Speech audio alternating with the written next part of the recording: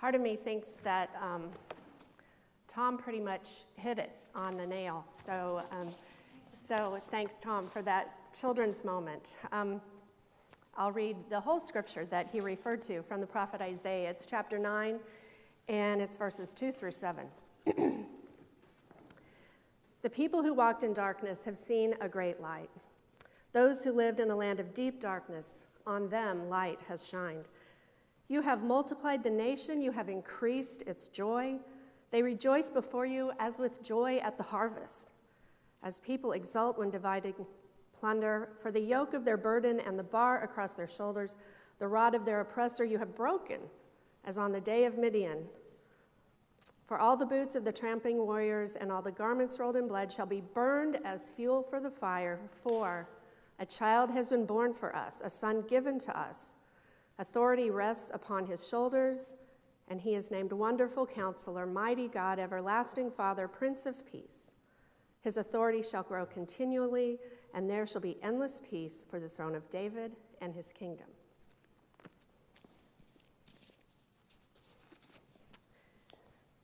Vincent van Gogh said, "For my part, I know nothing with any certainty, but the sight of the stars makes me dream." I'm sure most of you are familiar with Van Gogh's famous painting, Starry Night. I used to have a sweatshirt with that picture on it. It's his depiction of the night sky that he painted in 1889 in Saint-Rémy, France. It inspires and resonates with people all over the world to the extent that it is now available not only to hang on our walls, but on t-shirts and mugs and all kinds of things. Unfortunately, in Saint-Rémy, like many places all over the world, the starry night that Van Gogh saw out his window is no longer visible. According to the International Dark Sky Association, we are losing the dark. And we are losing the dark at an alarming rate. Our cities glow with a light so bright it literally overpowers the darkest night. The main cause of light pollution comes from street lights, which create a sky glow that permeates our atmosphere and spreads across our planet. Among other things, exposure to light at night disrupts our circadian rhythms, affecting our health in significant ways. Lights at night disrupt plant growth, and unshielded light contributes to the death of land and sea animals. In short, our overdependence on artificial light threatens the health of all living things on Earth. Not to mention whatever perspective or inspiration or ability to reflect on our own place in the world that is facilitated by gazing at the stars in the night sky is threatened as well. To hear much of our language, especially in the church, you might think that many of us may not care that we are losing the dark. Darkness is most often understood as something to be banished or something to be afraid of. In today's scripture, the prophet Isaiah speaks to a people experiencing the oppression and devastation of a time of war. They have experienced great suffering, and the prophet brings a word of hope that they will see their generations increase and all the signs of war will cease to be, because a child will be born bringing endless peace upheld through justice and righteousness. We look back on that and read Jesus, and we use that in Advent, but that's not exactly how they would have understood that. But Isaiah says light will shine in their darkness. And this kind of darkness we do want to banish, right? The prophet Isaiah was active in a difficult time in the history of God's people. Surely the promise of a new king bringing peace and light to the world encouraged these people when they were desperately in need of a word of hope. And these promises are meaningful to us as we navigate times of grief or despair. And in this way, these metaphors of light and darkness are really important to us. But sometimes a metaphor suffers from overuse, or people suffer from an overused metaphor. We rely on this language of darkness to stand in for all the things we're afraid of. We talk about darkness because we believe bad things happen in the dark. Crimes are committed and criminals find cover for their deeds. Everyday speech equates darkness with confusion or ignorance or evil. When we feel far from God, we say we are experiencing a dark night of the soul. We speak of blacklists, dark moods, black markets where illegal substances are sold. Even black cats are feared. We have plenty of phrases that indicate our fear of the dark. Conversely, white and light are almost universally believed to be good. White lies are okay. Purity is compared to the driven snow.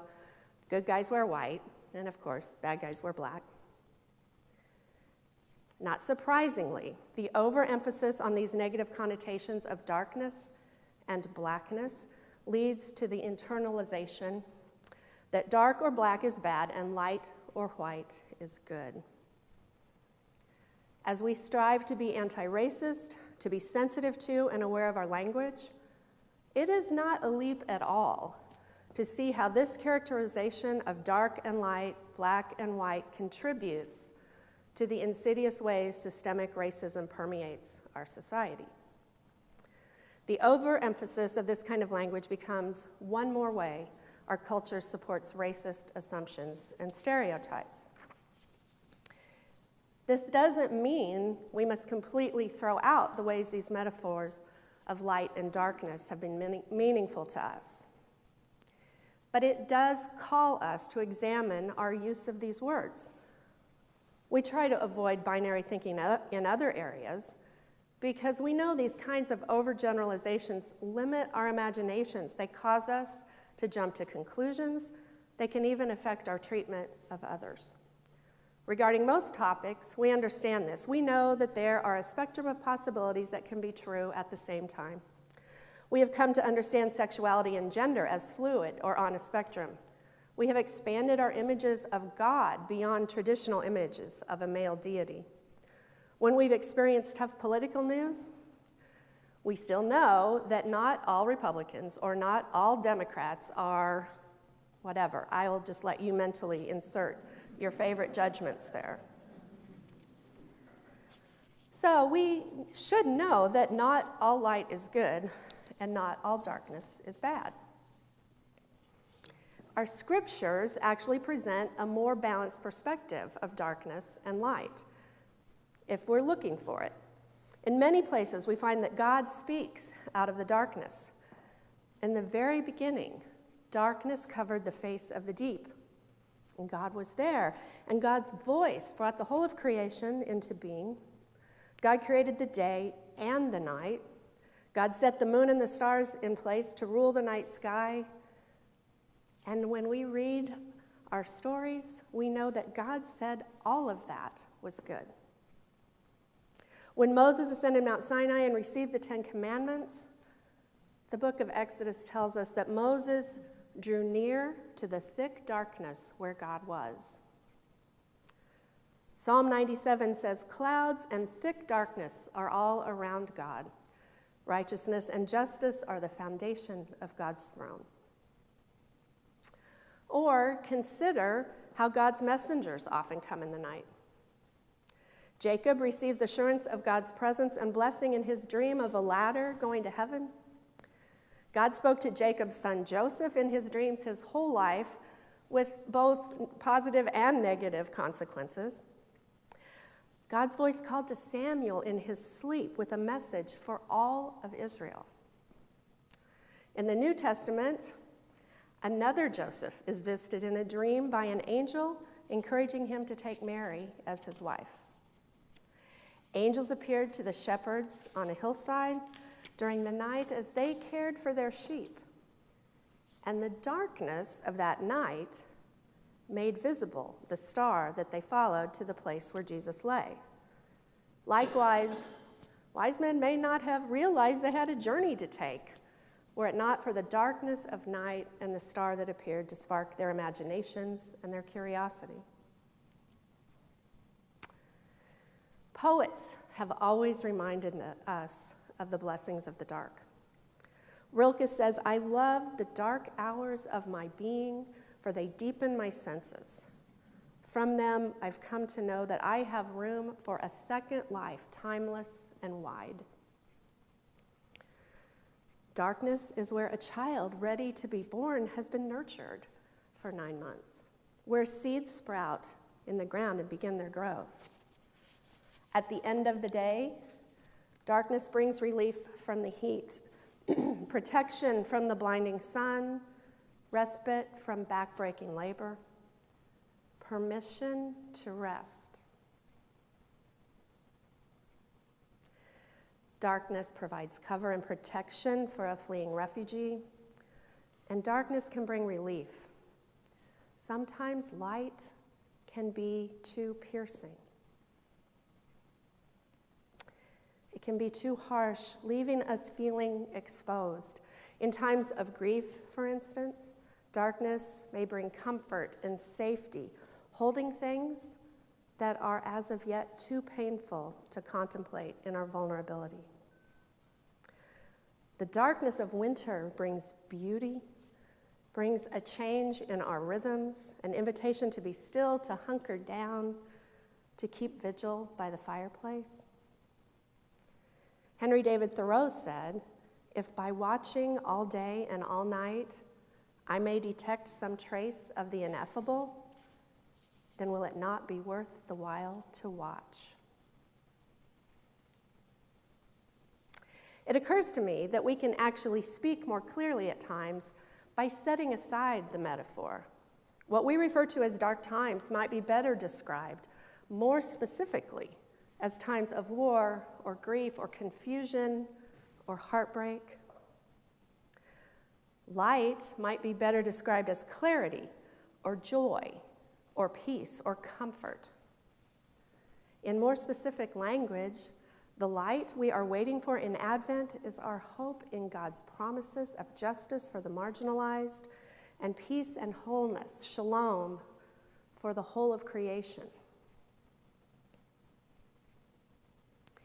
Most of us have probably experienced and appreciated the blinking glow of fireflies out in the yard since we were kids.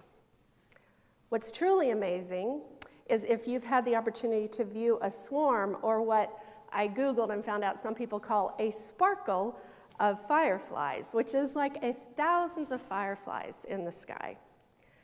Years ago, I was on a canoe trip in southern Missouri with a group of folks I didn't really know very well yet. And a few of us stayed over an extra night, and someone discovered this field that was kind of hidden from our view through a line of trees at the edge of our campground. And so he's saying, "You guys need to come look at this." So when we stepped through the trees, we discovered the night sky just filled with thousands of blinking fireflies. I've since learned that there are various places all over the world where people hike miles into the darkness to view similar sparkles of fireflies, taking their lawn chairs to set up like they were going to watch a parade or a fireworks display. But that night, I remember watching in disbelief, mesmerized by this sight of all the blinking fireflies, pinching myself to make sure that it wasn't a dream. And we all stood in silence, and I saw a side to these people that I didn't really know, that I hadn't witnessed over the canoe trip weekend. But to a person, everyone was speechless and in awe at this display, which stopped us in our tracks and called us to pay attention to the treasures to be found in that darkness. And I think that's what this time of Advent is calling us to. We're being invited to find some space in a busy season, to practice being still, to focus our attention and wait for God's voice in the darkness. Christ's birth happened in the darkness of an unlit stable. God was working in that darkness, beyond our awareness, but ever present and active, preparing a whole world for this revelation of divinity in the midst of the night. Advent can remind us that darkness does not come from a different place than light. God is in all places. God is in the darkness. God is in the light. And like the Bethlehem star, or the fireflies, or the Milky Way, some kinds of light are only visible in the midst of holy darkness.